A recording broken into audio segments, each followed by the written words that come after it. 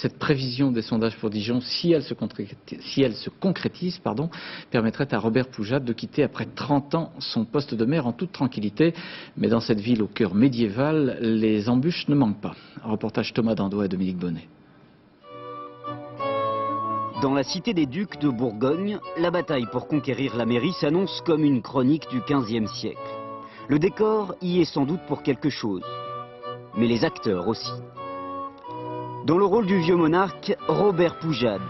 Après 30 ans de règne sur la ville, le maire RPR tire sa révérence et c'est à demi-mot seulement qu'il désigne son successeur, Jean-François Bazin. Le candidat de la droite fait figure d'héritier rebelle, ses rapports furent souvent houleux avec le maire. Aujourd'hui, au risque de brouiller les pistes, il se présente à la fois comme le candidat du renouveau et de la continuité. J'ai ma propre personnalité, un programme, une équipe qui est fidèle au passé, et les Dijonnais ont tout à fait envie de cette fidélité.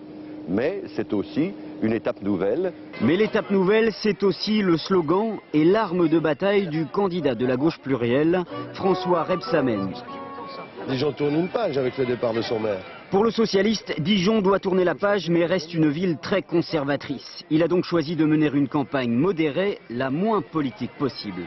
Moi je connais bien les Dijonnaises et les Dijonnais, ils n'ont pas envie d'une révolution à Dijon. Il faut être à l'image de cette ville, c'est une ville modérée, qui a envie de s'éveiller. Je crois qu'on est dans le ton. En marge de ce duel droite-gauche, d'autres cherchent à faire entendre leur voix. Le mouvement des citoyens réunit ses militants et fait cavalier seul. À l'extrême gauche, Lutte ouvrière et le Parti des travailleurs sont aussi présents. À l'extrême droite, c'est la division. Nadine Gileso du MNR est opposée au Front National.